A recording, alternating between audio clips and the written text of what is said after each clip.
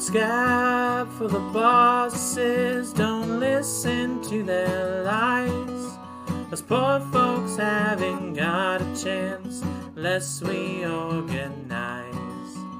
Which side are you on? Hello, we're recording. Hi, we're here. Taylor's looking very sexy today. Honestly, Phoebe is also looking sexy. Thank you.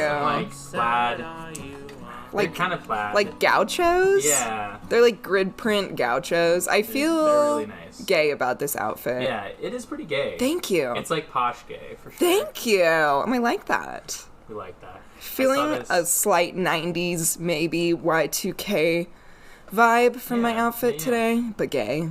But gay, for sure. I was gonna say, I saw this TikTok the other day that was like this gay kid on his car, and he was like, "Help me, I'm gay and I don't know anything about cars." And then this like lady gets in her car and she's like, "The lesbians got you." Or something. I thought that was very cute. Wholesome moments. Wholesome content for sure. Today's episode is sponsored by White Claws because I have White Claws. Yeah. Well, and you were saying about anarchists, like... The only seltzer we can drink is Claws because there ain't no laws when you're drinking Claws. And I live by that, firmly. I can't remember the last time I drank not a White Claw. I know. Or at least bought not White Claws. I've never seen Taylor... he doesn't even drink water, actually. Mm-mm. Just White Claws at all times. Water is a tool of oppression. Water is for capitalists only. It's cucumber, lime, Gatorade, and White Claws solely. Truly. Hi, I'm Phoebe, by the way. Oh, yeah, I'm Taylor. And this is our podcast remarks, if you couldn't already tell by the hilarious banter. So, y'all probably have heard about Britney. Yeah. Fucking Britney. How do you feel about... I mean, I know we are all bummed for Britney, obviously, but, like... I mean, I guess, like, what are your thoughts on the whole thing? Oh, man. I mean, I have a lot. Yeah. Yeah, it's some fucking shit. Like, I mean, literally, the girl has fucking been controlled and just had so much shit from, like, basically day one of her career. And her dad's a giant fucking piece of shit. Yeah, and, like, honestly, I feel, a lot of times I feel like when celebrities are going through, like, rough shit, I'm like, I feel for them because they are humans, but also, like, you are so elite and rich and you can pretty much get anything you want. Honestly, in Britney's case, I feel that less because she doesn't really get any of her money. Like, sure, yeah, she lives in a mansion and everything, but, like, they literally are drugging her. Like, it's a whole... Some shit. I'm pissed off about it. To quote Wendy Williams, death to all of them. Exactly. Did you see that clip? I did not see that. It was great. It was great. Wendy Williams was talking about Britney Spears' like family that's controlling her, and she's like, death to all of them. I wonder if like, because it's like, I feel like Britney's whole situation really reminds me of that like Miley Cyrus Black Mirror episode. No, exactly. I wonder if that's like what they were going for in that maybe. Whole thing, you know? Yeah. I mean, maybe it was also about Miley, but true. I don't know. Because, I mean, yeah, Miley had some... I mean, as we're going to talk about in this episode, basically any woman celebrity is just horribly mistreated. It's true. And it's like, the sad thing, too, is it's like, women celebrities are mistreated, so it's like normal women are like exactly. extra mistreated. Exactly, yeah. Like, if this is how, like, the elite of the elite are being treated and they're literally in the public eye at all times, like... Are like women going about their daily lives are, it's like tenfold. Bummer. Yeah.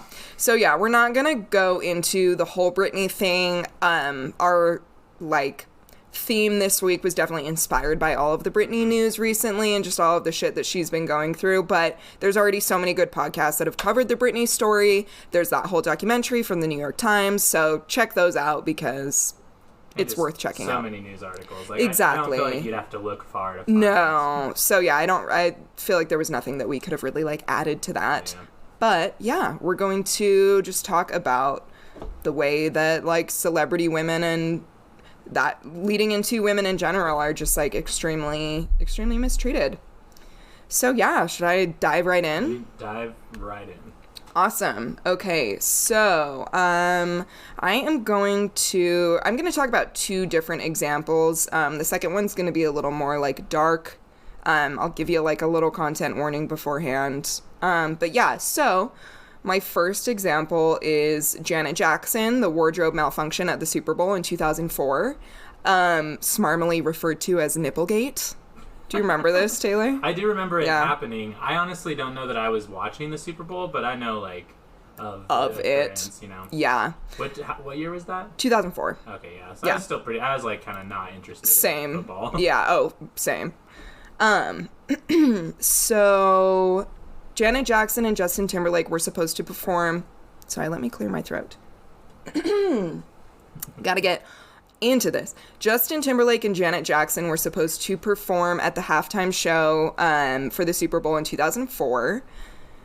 So there was supposed to be basically this costume reveal.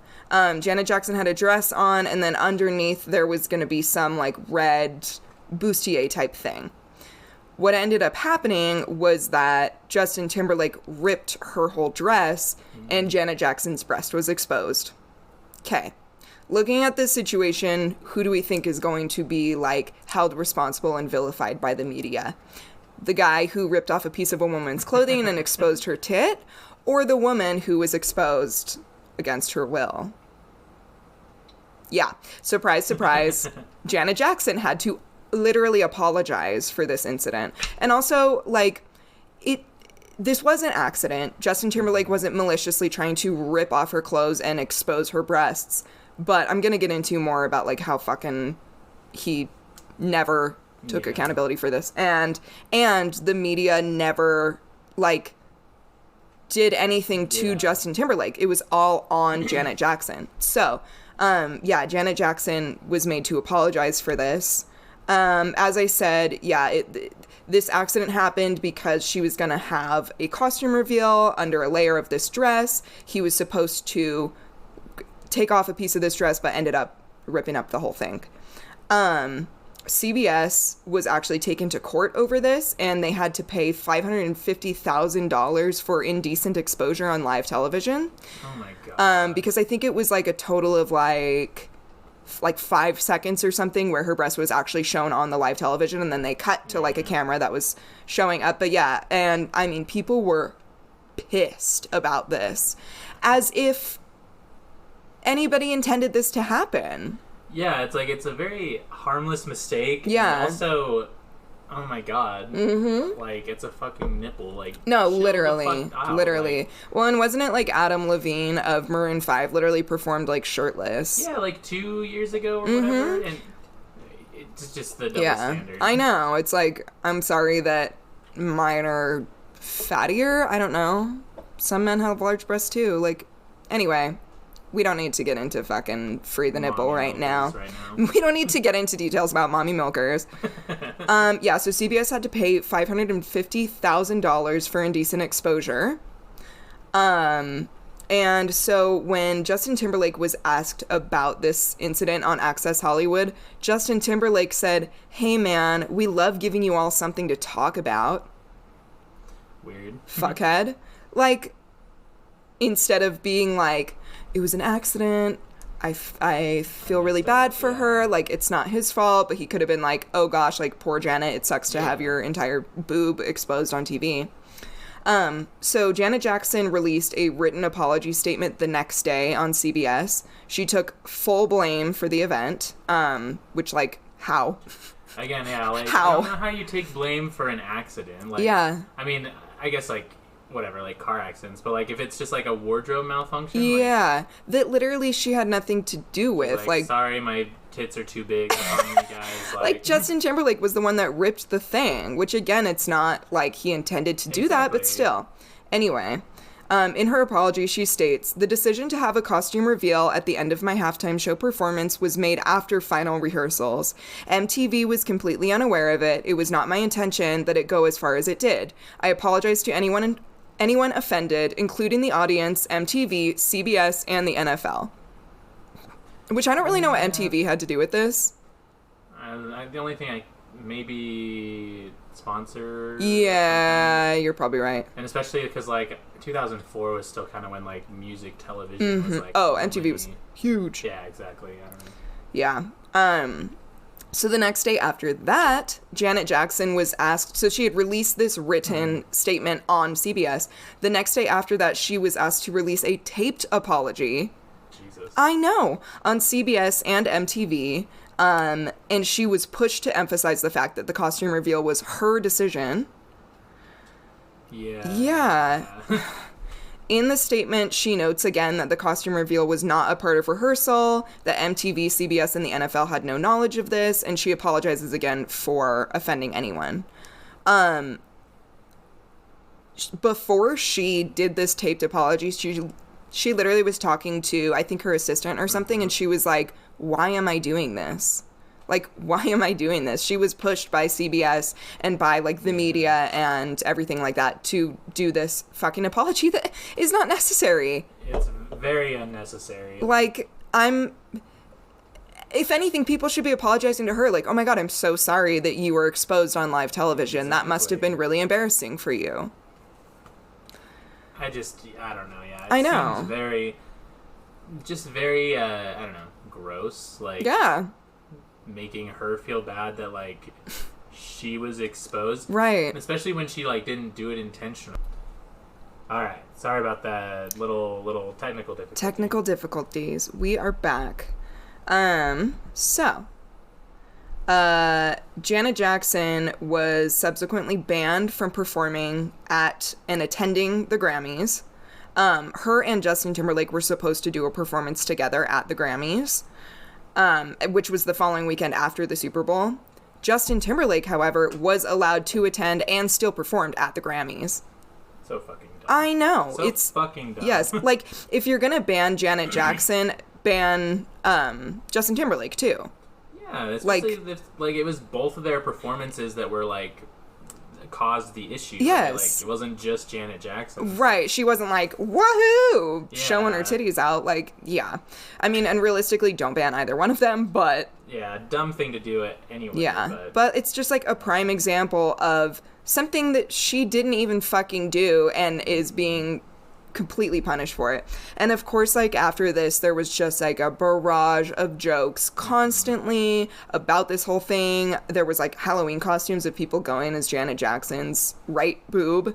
Jeez. Yeah, it was just ridiculous. So a company called Clear Channel Communications, say that 10 times fast, they own Infinity Broadcasting and Viacom. Viacom owns MTV and CBS. So that whole situation, they banned her music from all of their productions, radio, TV, etc. She was forced to resign from a movie deal that she had going. And then there was a statue of Mickey Mouse who had a costume from her Rhythm Nation music video, and it was taken down and, like, dismantled. I didn't realize there was, like, so many repercussions for this. Yeah. Like, that's fucking insane. It was huge. It was, like, hugely, hugely controversial, and she was made to be the villain of this situation, which she didn't fucking do anything. Yeah, she just... again, that kind of shit happens probably a lot, I would assume. All the time. And it's, like, no one freaks out, I guess. Like, yeah. It's so stupid. Yeah. It's crazy. So her career took a rough turn after this. She, as I said, was, like, relentlessly mocked in the media, incessantly gossiped about online, made into this huge joke, and made to be the villain. Her album that was released after this incident was her lowest selling album of all time. Jeez. Yeah. Again, it just doesn't seem fair, I guess. No, and there was, like, this big group of, like, Christian moms or some shit that was, like, all against Janet Jackson. It's like, bitch... Again, she's got a boob. She never. Yeah. First of all, everybody has fucking breasts. Second of all, she didn't want to have her breasts on live TV. This is not a fun experience for her either. God damn. So, as we all know, Justin Timberlake's career soared after this. He had just started his solo project from NSYNC. That was extremely successful. Sexy Back, fucking Cry Me a Goddamn River. He did several movie deals, and he basically up until now has had a completely untarnished reputation. Speaking of Britney, though, after the Framing Britney Spears documentary was released on Hulu, and some of his behavior towards Britney was, like, actually called out. Again, we're not going to get too deep into it, but he made, like, some sexual comments about her, made her out to be the villain of their whole breakup that was, like, essentially basically mutual, and Britney received, like, shit tons of criticism for the breakup with Justin Timberlake, and it was complete bullshit. So after the documentary came out, Justin Timberlake was really pushed by the public online to own up to this shit, and he's since released an apology, and he specifically named both Britney and Janet Jackson. Well, good, but, like, I feel like that's okay, fuck you, it's too late. No, like, exactly, that's yourself. the thing. I don't know. And, like, his apology was so fucking, like, half-assed. It was literally, like, a Twitter fucking apology. He literally typed it out on Twitter. I'm like, why don't you go on fucking CBS and release a taped, I can't even, I'm so mad. Release. That would be, like, I feel like CBS would have to, like, let him do that if Justin Timberlake was like, I'm gonna go on your news channel and, like, apologize. Like, they would have to, like, absolutely, they would totally they go would for that. jump on that shit. Yeah. So and he just, like, I mean, whatever. Very half-assed apology. YouTube apology or YouTube straight up, straight like, notes app I told apology. myself I wasn't gonna cry. Yeah, straight up. So, and it honestly, like, I feel like the apology was not even written by him. It was some, like, his, like, PR agent or something. Team, yeah. Bullshit. So, for my second example, and like I said, this one's a little bit darker. I'm gonna talk about the Rihanna and Chris Brown abuse situation. So, content warning for that. I am going to describe the actual, like, event. So, skip forward a bit if you don't want to hear, like, about the assault. So, Chris Brown and Rihanna were in this whirlwind romance together. The relationship was about 1.5 years long. And if you, like, remember the celebrity gossip from this time, people were saying that they were very, very close. They were very much in love. Whatever. Yeah, I kind of have a hard time remembering exactly what was going on with them, but because, like, I guess, like, really all I remember is, like, the aftermath. Yeah, well, yeah, I don't really remember. I'm like, fuck that whole thing. Yeah. But yeah, they had this pretty intense relationship beforehand. Just for context. That doesn't mean anything. All of this information I'm about to tell you came from the actual warrant. Wow, okay. Yeah, which is online, and I found it. It was interesting to read.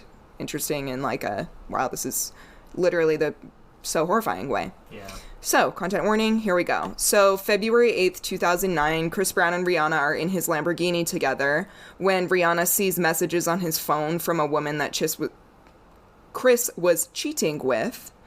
They argue. He pulls over the car and tries to force her out of the Lamborghini, but she's seatbelted in, so she can't get out. When that's not working, he shoves her head against the window. He then starts driving again. One hand is on the wheel and the other is repeatedly beating her. He said, quote, "I'm going to beat the shit out of you when we get home. You wait and see." Rihanna calls a friend, and the call goes to voicemail, but she pretended that it went through and she was speaking with her friend. And she said, "I'm on my way home. Make sure the cops are there when I get there." And this was literally recorded on the voicemail. Chris Brown responded saying, quote, "You just did the stupidest thing ever. Now I'm really going to kill you." Yeah. Chris Brown continues to attack her. He throws her phone out the window when Rihanna attempts to send a text message to a friend.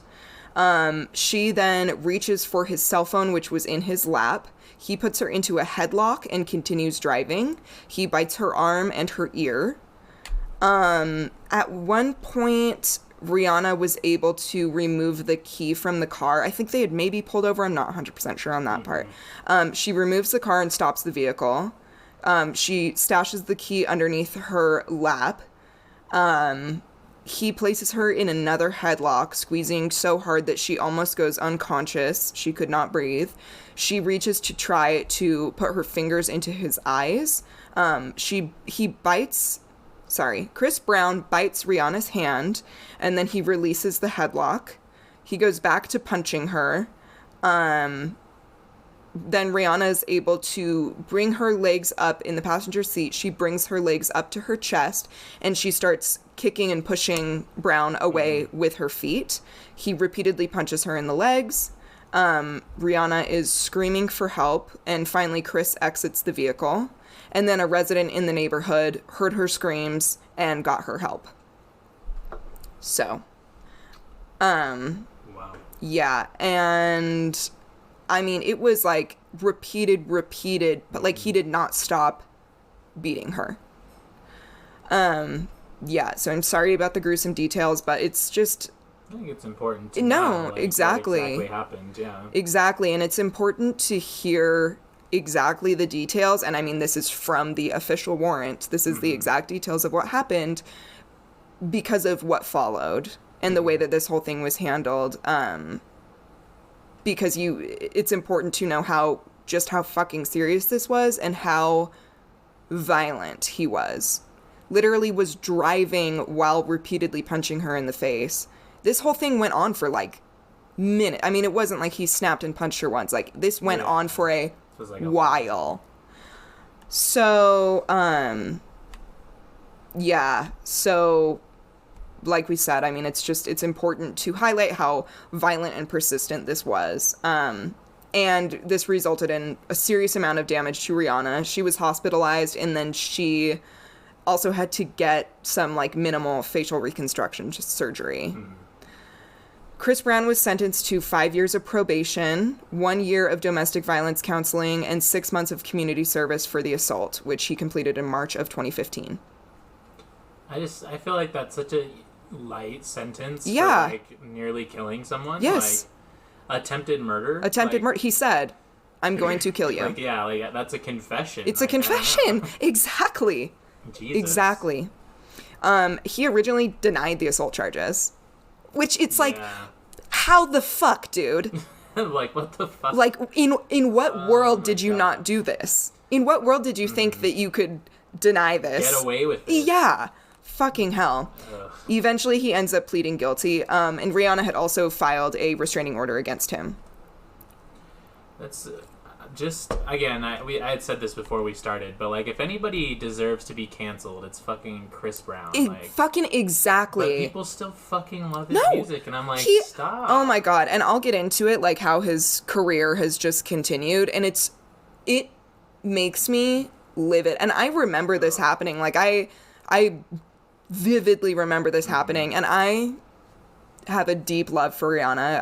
I think she's, like, such an amazing person. Her music is incredible. She's fucking, like, an unreal performer. She's an awesome activist. She's just a bad bitch. And this was just fucking horrific. And to your own discretion, we're not going to post the pictures on the Instagram of, like, her wounds. If you feel that you want to see those things, it's very easy to find online, but I'm not posting that. It's horrific, though. Horrific.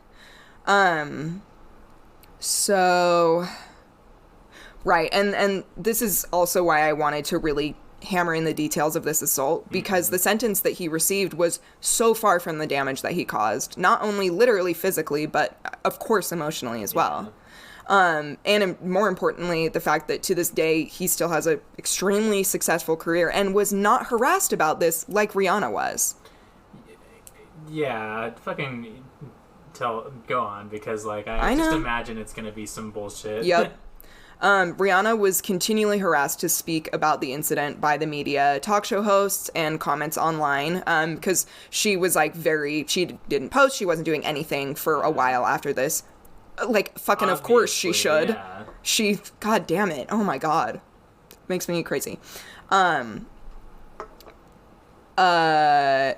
she said, later she did interviews about this, but, speaking about how she was continually asked to talk about this, basically as soon as it fucking happened, she said, quote, Well, I just never understood that, like how the victim gets punished over and over. It's in the past, and I don't want to say get over it, because it's a very serious thing that is still relevant. It's still real. A lot of women, a lot of young girls are still going through it. A lot of young boys, too. It's not a subject to sweep under the rug, so I just can't dismiss it like it wasn't anything, or I don't take it seriously. But for me and anyone who's been a victim of domestic abuse, nobody wants to even remember it. Nobody wants to admit it.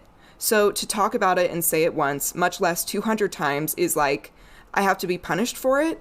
It doesn't sit well with me. Yeah, fucking understandably. So. Yes. Like, she should not have been made to have to talk about this.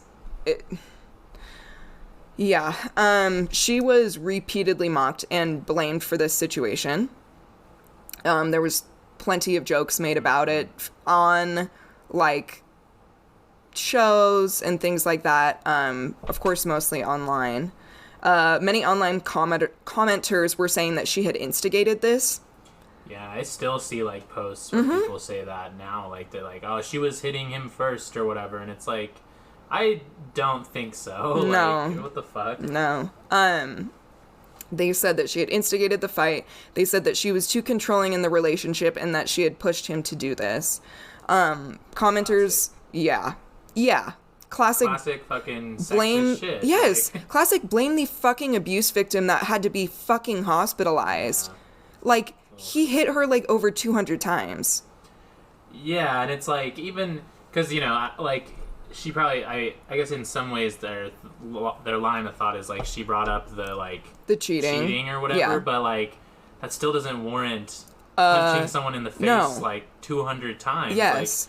Like, he's still the fucking asshole, and he still should be the one that's in prison. Exactly. Like, it's just like in situations where, like, and obviously not in a self-defense situation, but like where, like Betty Broderick, for example, she was this woman whose husband cheated on her. He was a fucking piece of shit to her. Like, he was rude to her. She was also obviously psychotic, but she ended up killing him. And it was like, okay, yeah, sure, he treated her poorly and whatever, but she murdered him. Yeah. So, like, at the end of the day, she killed someone. She did the thing that is a little bit worse, I suppose. Yeah. Like, so, like, no matter what happened, which Rihanna is 1,000,000% innocent in this, obviously, but, like, no matter what happened, he beat this woman within a fucking inch of her life. So nothing matters. Anyway, so...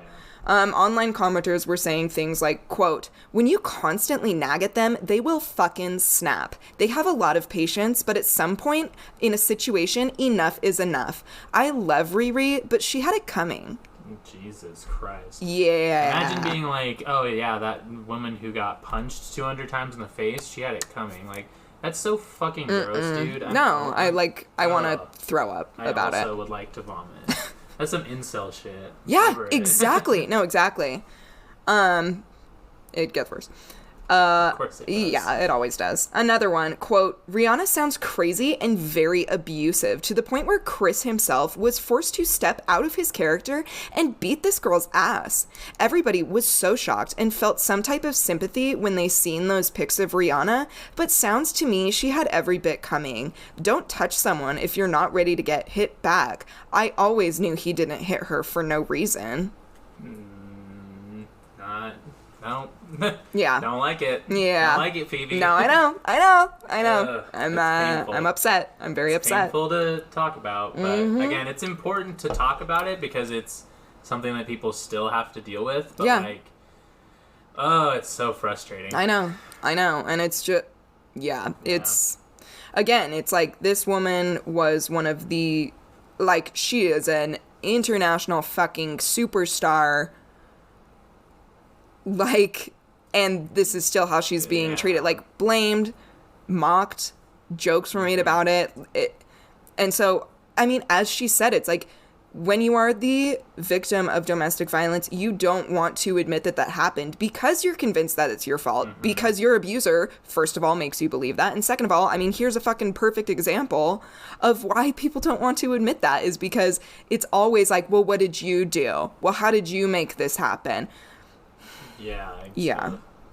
Not good, and it's frustrating, and like, and not even to mention, like, you know, I know Rihanna got a restraining order, but like, in a lot of other domestic abuse cases where it's like you could actually still be in physical danger for, yes, like, by admitting anything, you know. No, so exactly. Like, exactly. Terrifying. Yeah.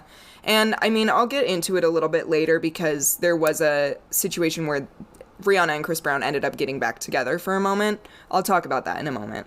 So, 2 years after getting charged for the Rihanna assault, Chris Brown reportedly smashed up a TV show dressing room when a Good Morning America presenter asked about their relationship. He has also been accused of stealing a woman's phone, shoving a woman to the floor, forcibly ejecting a woman from his bus, punching a woman in the face in a Las Vegas nightclub, and threatening a woman with a gun. So obviously... Cool guy. Yeah. Like, obviously he's not just, oh, this sweet guy who their relationship was just intense and he freaked out. No, he is a serial fucking abuser. He also has been in physical altercations with Drake and Frank Ocean. Which, fun fact, on the Blonde album cover, the Band-Aid on Frank Ocean's finger is from his fight with Chris Brown. Hell yeah. Yeah. Good for Frank Ocean. No, I know. Fucking fighting. What a dude. What a guy. Yeah.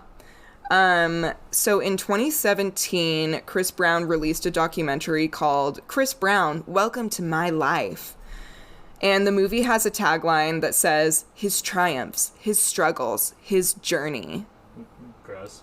Yeah. All I can think about is that Simple Plan song where it's like, welcome to my life. Exactly. Is that, I think that's I think it's Simple Plan. Chris Brown was simple planning it. He was simply planning to be the most gigantic piece of shit in the world. Yeah. Like, I feel like as a society, there's times where we need to say, I don't want this person around anyone anymore. Yeah, And he's obviously not safe. Yeah. He has done things like this repeatedly. And, like, or, like, at least, like, I feel like at least let everybody hit him in the face with a brick. Like, that's also what I want to happen.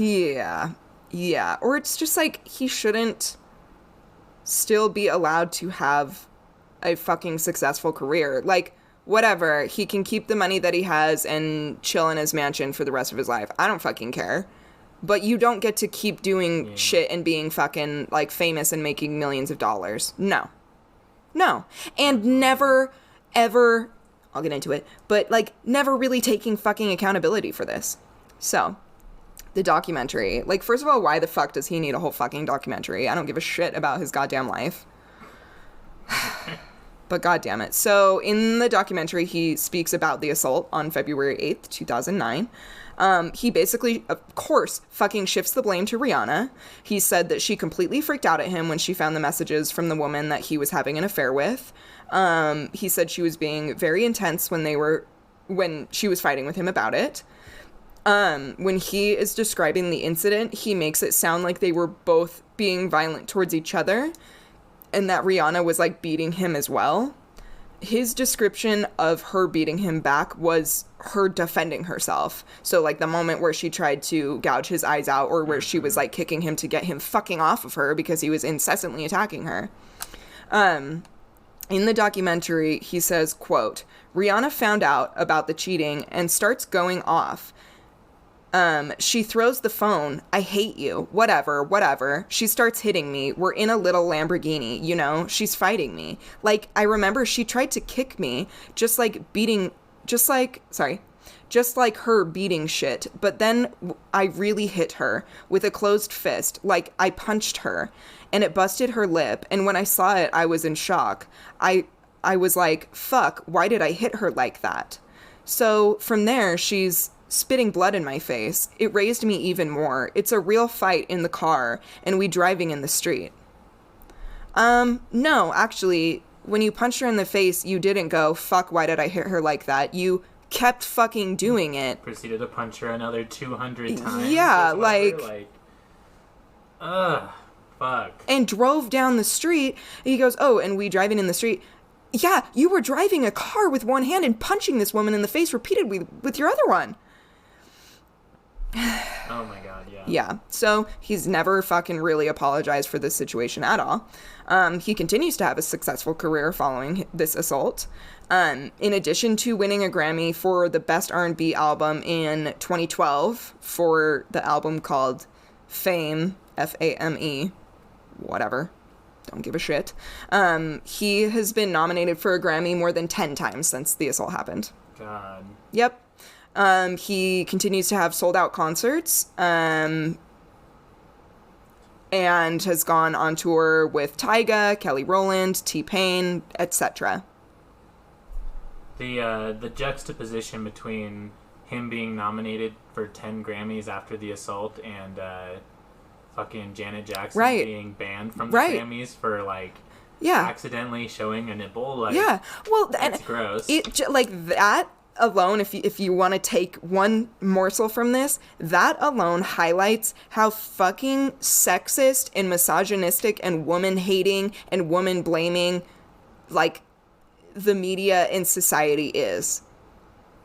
Like, no matter what happens to you, you are the fucking villain of the situation. Oh, you get beat in the face repeatedly? Sorry. Oh, you are exposed on TV when you didn't want to be? Fuck you. It makes me crazy. Chris Brown also had roles in the show Black-ish, Think Like a Man, and Takers. And he is currently on tour, I think, right now. He's going to, like, Albany at some point soon. Yeah. One time, this is a really, like, kind of a random story. Nah, but go. hopefully it'll, like, lighten the mood a little bit. Yeah, this has been a heavy one. But I was busking downtown one time, like, a few years ago. Which is street performing, for those of you that don't know. Those of you that aren't in the biz. That aren't in the busking biz, you know? But, yeah, so I was busking, and I was busking at the same night that there was a Chris Brown concert here. And I only found that out because someone threw a used Chris Brown concert ticket in my, like, guitar case. Why? And I was like, why? Yeah, I was like, first of all, it's used, and also, I wouldn't go to Chris Brown anyway. No. And also, give me money. Like, fuck you. Like, I don't want your fuck? fucking used ass Chris Brown goddamn ticket. Yeah, I can't remember when it was. It had to have been like 2019 maybe. I was like driving and I saw a poster for his concert and I literally was like I was so pissed in my car. I was like, why? God. So as I was saying earlier, they briefly got back together in 2012. Rihanna received relentless criticism for this. Constant articles saying that she was crazy for resuming the relationship, that the abuse story must have been exaggerated, and that this proves that the abuse was all her fault. Yeah, and I just had like a wave of emotion because this whole memory came back to me. Yeah. So I distinctly remember my mom was driving me to school and we were listening to this radio station, U92, which is like a rap hip hop station here in Utah. And I think they were like about to play a Rihanna song or something. And the rekindled relationship with Chris Brown was brought up. And one of the hosts was saying how stupid he thought that she was for getting back together with him. And he said, quote, "He should hit her again to knock some sense back into her." Oh my goodness. And then they, like, both hosts cracked up laughing. Yeah, it was real funny joke, Champ. Yeah. Funny fucking domestic violence joke. Me and my mom were obviously both fucking horrified, and my mom actually called into the station and ripped the host a new asshole because she's badass like that. Fuck yeah. Yeah. Many times with abusive relationships, the abused partner will repeatedly return to the abuser because abusers are very good at, one, convincing the abused that they will never be able to, like, be with anybody else. Two, great at manipulation and control tactics. They'll convince you that they have changed. They'll convince you that they're not ever gonna blah, blah, blah again. They'll convince you that it was your fault that this happened. Abusers know how to play into every insecurity that you have. They know how to, like, sugar, sweet, whatever I'm trying to say. Like, they will... Coat. Yeah, they know how to be, like, sugary, sickly sweet to you in this manipulative way that, like, convinces you to come back to them. And they'll also, like, make them seem like the one that's hurting. And so as the, like, abused person, you feel this need to, like, then be the comforter. Yeah. as we've said, like, abuse victims are so often blamed. And especially when there's more abuse after resuming a relationship with an abusive partner, rather than putting the blame on the person who fucking does the abuse, which, like, again, like, there's situations where you have kids together, or if you leave this person, you won't have, you know, you'll be completely fucked over monetarily, like, all these things. There's so many reasons why people are unable to leave abusive relationships. You leave an abusive relationship, your abuser finds you and tries to kill you. Like, there's just, yeah. So, like, rather than being mocked, called crazy, laughed at, questioned for getting back together with Chris Brown, Rihanna should have had, like, a tight support system, legally, socially, communally, and societally. Tabloids should have expressed love and concern for Rihanna, rather than, like, fucking making fun of her. They should have been pushing to hold Chris Brown accountable for his actions, and, like, the focus should have been on Chris Brown is a fucking monster. Yeah, and he should have been warned, like, dude, all eyes are on you now. So like, don't fucking ever do this again. Which he did. He continually did. Yeah. So that's my rough story for the day. Yeah. But that's a rough one. Yeah, it is. But, you know, with media, I guess in general, it's all about what'll make the most money. Exactly. And sell the most copies. Yup. Actually, reading or listening to a book about that right now. It's called, like, Manufactured Consent. Ooh. It's how, like, I think it's by Noam Chomsky, actually. Chomsky. Good old Chomsky. But, I mean, it's just basically, like, how all of the media is set to sensationalize things and not report on things that are actually pertinent, I guess. Right, exactly. Yeah. And, like, of course the media is going to be extremely sexist as well, you know? It's ran by sexist people. Exactly. Like, the elite are all fucking sexist. Yup. Exactly. But, gross. I don't have a funny segue. I don't either. Yeah. We're going to take an ad break. Yeah, and we'll be back. try and breathe for a minute. Yeah, for sure.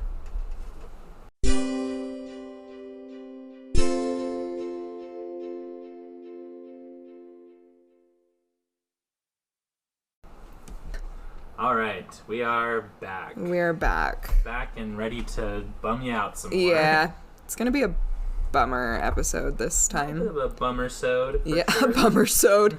It's frequently a bummer-sode, though, yeah. to be real.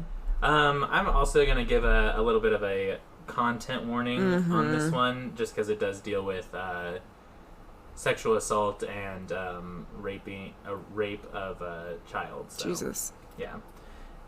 Fictionally, but I mean, yeah, we can tie it. No, yeah, I mean, real life scenarios. So it just for sure. Be warned. Definite content warning.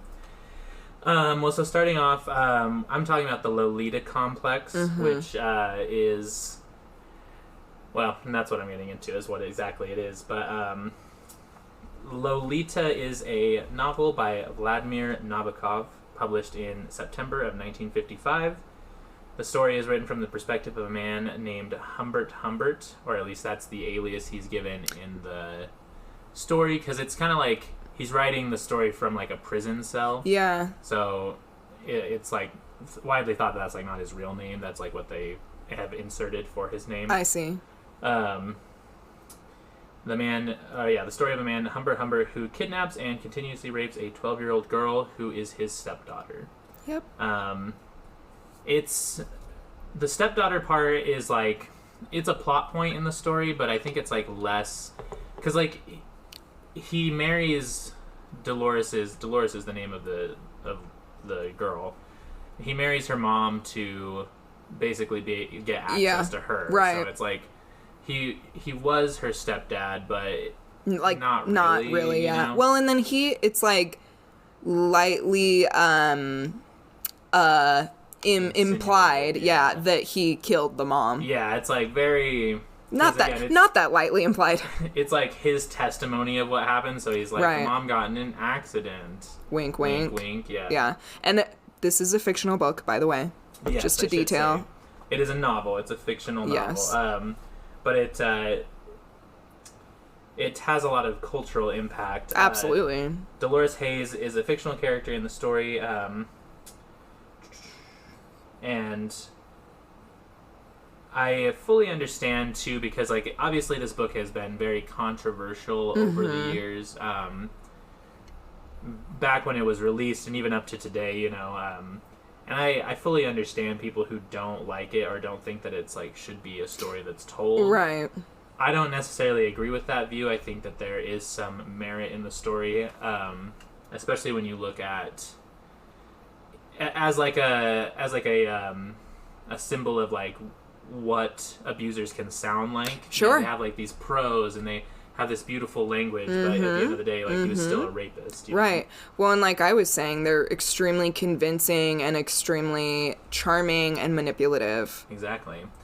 And it's kind of this like really sick irony that I feel, because like I feel the point of the story is to highlight how abusers act, right, and how they will manipulate people. Yes. And it worked on like America. Right. Like, yeah. Like we bought it. Like we bought the fucking abuser talk. Exactly. Like, the book obviously was more understood when it was a book too, though, because then, you know, in the 60s along comes fucking Stanley Kubrick, who, oh my gosh, don't even get me started on like fucking Stanley Kubrick and how like every fucking white film student sucks his dick. Oh my god, I like can't. White film bro, and it's like, dude, I don't know. I think he's overrated personally. Oh, definitely overrated. Very much so. Like most directors, to be completely honest. Yeah, like famous directors that like think they're like God's gift. Like to, George like, Lucas, film. I'm like, okay. Don't really care. Quentin Tarantino. Oh, It just triggered you. You really did. The rage that like sparked in my chest upon hearing Quentin Tarantino's name. I'm sorry, it's gonna be a tangent, and this is not important. I fucking hate Quentin Tarantino. I think every movie that he has made is a giant piece of shit. It's just an excuse to like fucking blood and guts everywhere, and he thinks that he's so like cool and fucking creative and saying something like deep, and it's not. They're never interesting. It's never saying anything deep or good at all. It's just like boring. Yeah, it's not good. I'm so sorry. I'm done. I'm done. I appreciate the visceral response. It was visceral as fuck. I fucking hate Quentin Tarantino's name. But I guess yes. Back to Stanley Kubrick. Started a bunch of the trends that would like become staples of what like Lolita was. Like the heart-shaped sunglasses, where she's like peering seductively over them. He aged her up to 14, I believe, and then gave her like the promiscuity. Yeah. Promiscuity? Yeah. Is that the right word? That's a word. Yeah, like made her kind of like the promiscuous, like, you know, I am the older man kind of thing. Which wasn't how the book was. She was a innocent 12-year-old child, you know. Yeah, but like in the movie, it's like she's like trying to seduce him. Exactly. And then, so yeah, as culture grew accustomed to this story, it skewed the original story and turned it into this gross depiction of a young sexual girl attempting to seduce an older innocent man. And again, so first of all, that's not like what the story was originally about.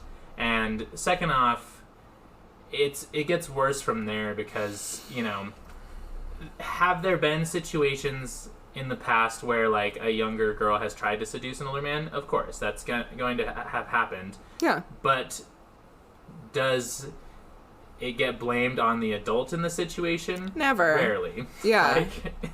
It does not matter what that young, you know, girl was doing because the adult should know better. Yeah, and they're a child. Emphasis on child. They don't know what they're doing. Yeah.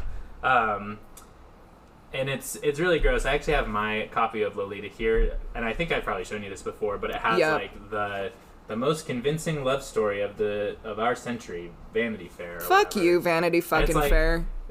This isn't a love story. No. It's about a girl being raped by her stepdad. What the fuck is wrong with you? Oh my god. Like, what?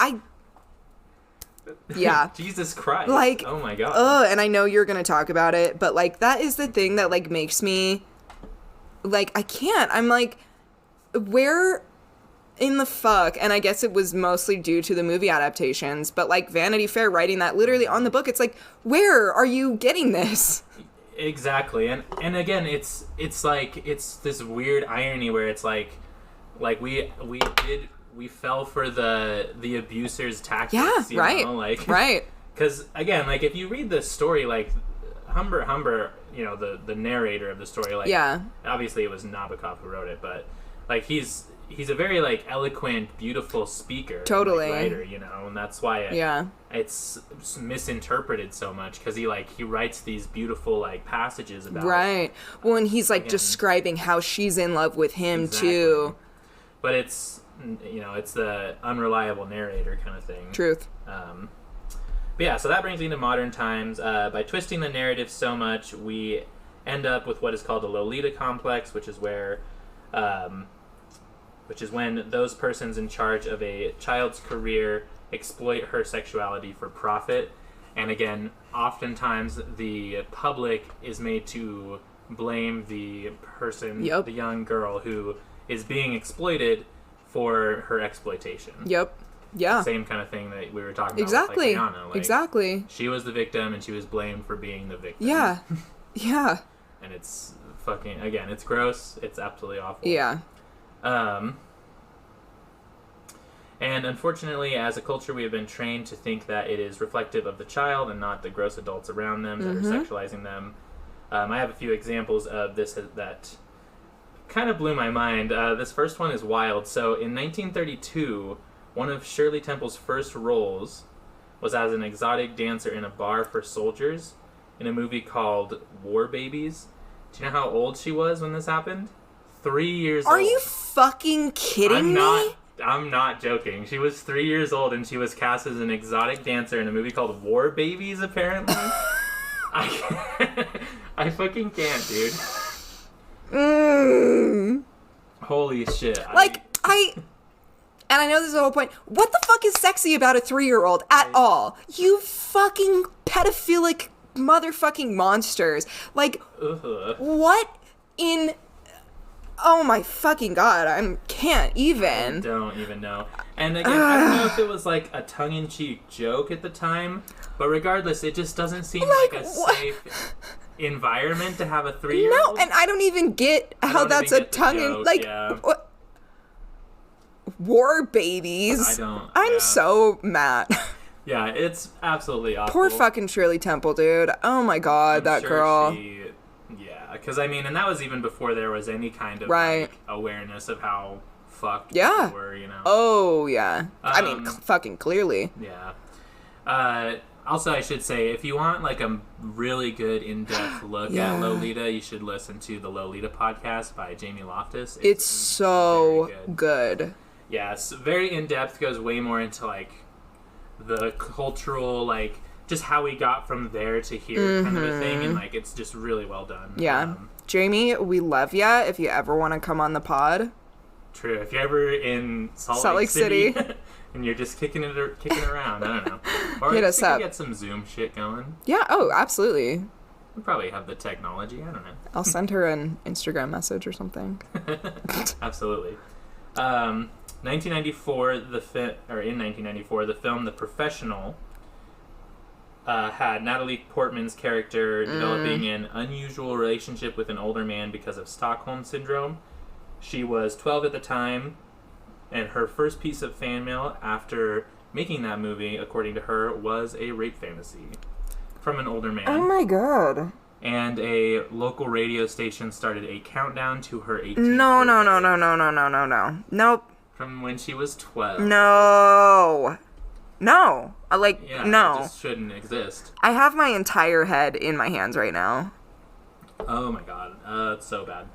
Jesus fucking Christ. I hate, like, everyone. It's so bad. Fortunately, this one is nice to, like, hear about, like, how it ends, because Natalie Portman now is, like, a very big advocate for sexual assault victims and, like, trying to keep that away from young girls in the industry and just all, you know, everywhere, of course. But she's a badass in that way. She's doing good stuff there, which is nice. Millie Bobby Brown Ugh. had some controversy at the 26th Screen Actors Guild Awards. You might have heard about this. I think I did. She was dressed in a low-cut outfit that made her look much older than 15, which is what she was at the time. It was... I don't even remember the brand of dress, but it was just, again, low-cut, kind of higher skirt on it. And, you know, there was this, like, weird, like, you know, online creeps that were like, oh, she should be able to wear whatever she wants. And, like, also, like, kind of, like, liberal, even, like, feminist types that were saying, like rad femme, though. Yeah, like, let Millie Bobby Brown wear whatever she wants. Sure. And then there was, like, you know, other people that were like, oh, this isn't okay for, like, a child to wear. Right. And there was obviously creeps that were, like, sexualizing her. Yeah. And stuff. And it's just, like, this really weird, like, you know, I get wanting to let people express themselves, even, like, teenagers and whatnot, but, like, there is a level of, like, consciousness you have to have about who's going to be seeing this teenager dressed like this. And a big thing is, like, nobody talks or points to the people that, like, put Millie Bobby Brown in this dress. She didn't choose the dress herself. She has a team and stylist that does that for her. Exactly, and they knew what they were doing. 100%. Like, they knew that they were going to would sexualize her. Sexualizing this 15-year-old girl.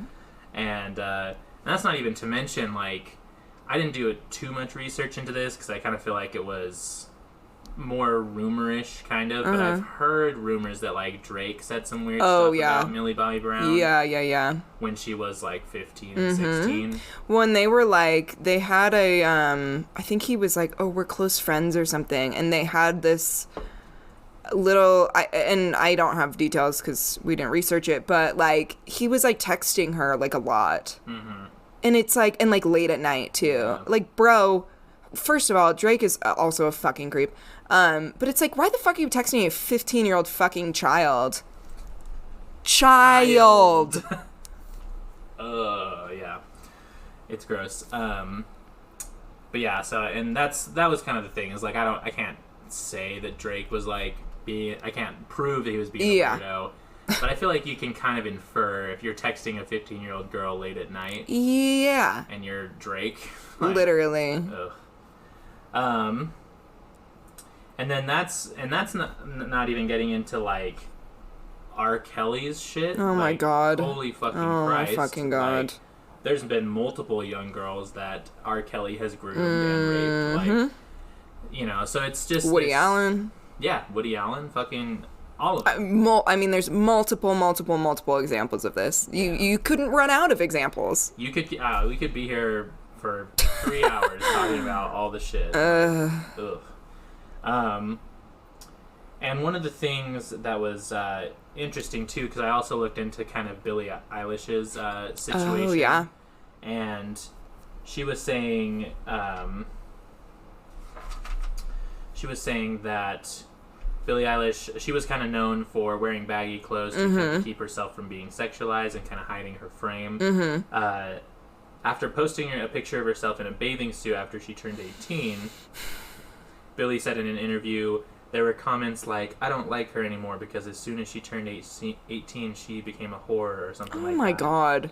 And she had said, like, she can't win either way, right? Like, people are pushing her to sexualize herself when she's under 18, and then she posts a picture in a bathing suit. Like, oh my God. Hardly like a scandalous. It's a fucking bathing suit. Exactly.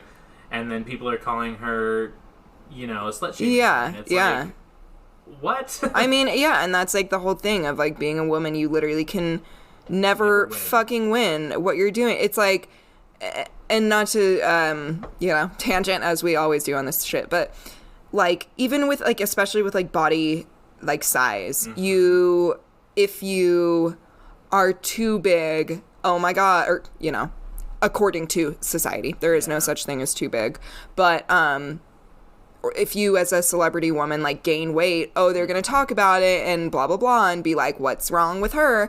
But then if you start losing weight, then they're like, oh, she's on drugs. Like they said that about who was the fucking I Will Always Love You? Whitney Houston? They said that about her. Yeah. Like ugh. And it's so gross. And honestly, like, the whole, like, paparazzi fucking Oh my TMZ God. shit, like, I remember seeing these posts about, like, Lana Del Rey over quarantine, and, like, she had, like, put on some weight as to, like, the last pictures of her. People were just being so fucking mean. It's insane. And I don't even like Lana Del Rey, but, like, Jesus Christ, Yeah. like, leave her alone. No, Like, really. We all fucking gain weight over quarantine. Exactly. Like, what the And fuck what are you is it, talking like, about? and I mean, this could be a whole other aspect, but it's like, why the fuck does my, like, body shape determine, like, my worthiness?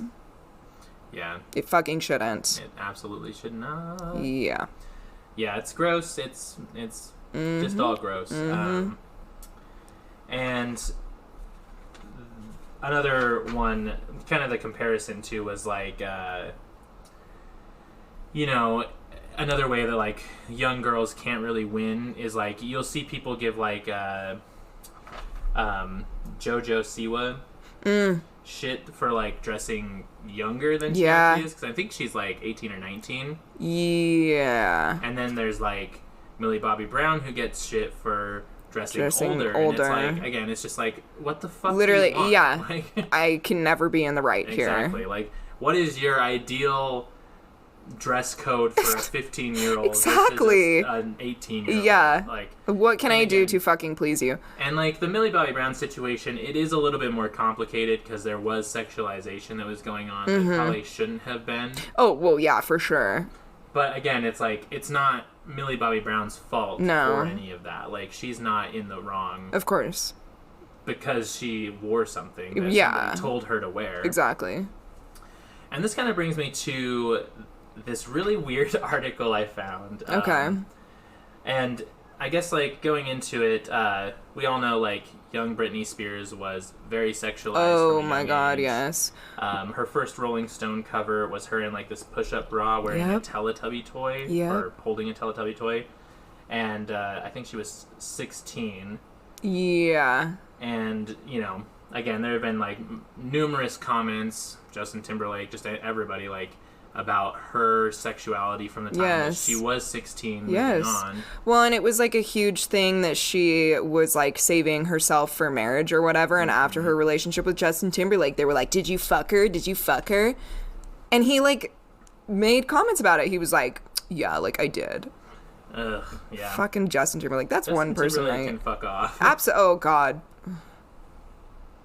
Just fuck off. Just fuck Justin Timberlake. Yeah, just fuck him.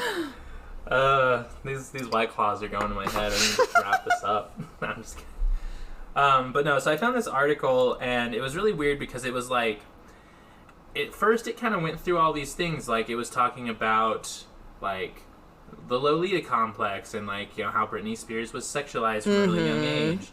And then it, like, took this really weird, like, left turn where it was like, but in the music video when she was 17 for Hit Me Baby One More Time, and she's wearing, like, the schoolgirl outfit, that was actually Britney's idea. So, oh my God.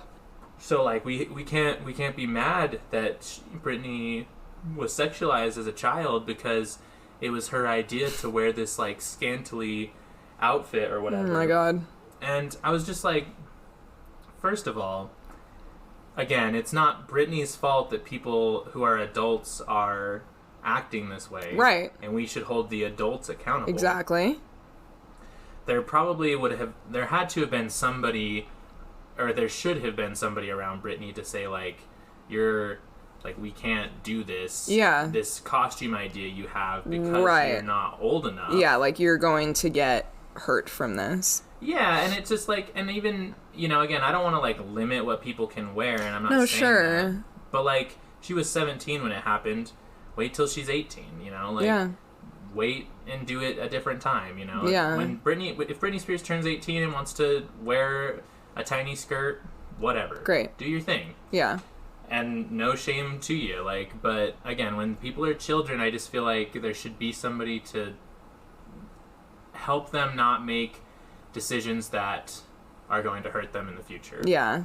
Which, like, it fucking sucks that that's a thing, but it's where we're at right now as a society. So yeah, and unfortunately, it just seems that there's so many more people that are willing to exploit that naivety. Absolutely. children and teenagers rather than there are people to like help them be like, is this actually a decision you should be making? Yeah, you know? 100%. And that's what's so frustrating to me is like, I wish that there wasn't, because again, like, there is a certain level of like, teenagers are fucking teenagers and they're gonna go do whatever they want to do. Of course. But there's just so many people just like waiting there to exploit them. Absolutely. That's what's so sad to me. Yeah. About it. Yeah. And not to say that this stuff is like the only thing that led Britney to where she's at, of course. But yeah. I don't think that it helped in any way. You know? Not at all. Especially because she became a sex icon so young. Yeah. Which I'm sure played into her mental state later on. Yeah. Oh, it had to have. And then, you know, her dad being the giant asshole. Oh, and fuck him. her having her breakdown that kind of led to her losing her rights over herself. And and of herself. Yeah, and in the Britney documentary, too, there's, like, a moment where she's, like, a little... I can't remember how old she was. She was a little kid, and she was at some, like, performance thing. I don't remember, but the guy emceeing, who was an old man, literally was like, do you have a boyfriend? And she was like, no. And he's like, oh, I wish I could be your boyfriend. Ugh. And she was, like, 12 or something. Yeah, it's just gross, and it is terrible because I bet that guy never got called out for it. No. Because they never fucking do. No, not until this fucking documentary came out and he's probably dead. Exactly, so frustrating. I know. And that's pretty much all I got. That article was fucking dumb. Yeah, that's infuriating. And it's just going to continue to happen until, again, we start calling people out for being fucking creeps about things. Yeah, which it's, again, like, Britney wanted to wear that little skirt, but guess what? She was a... child. Yeah.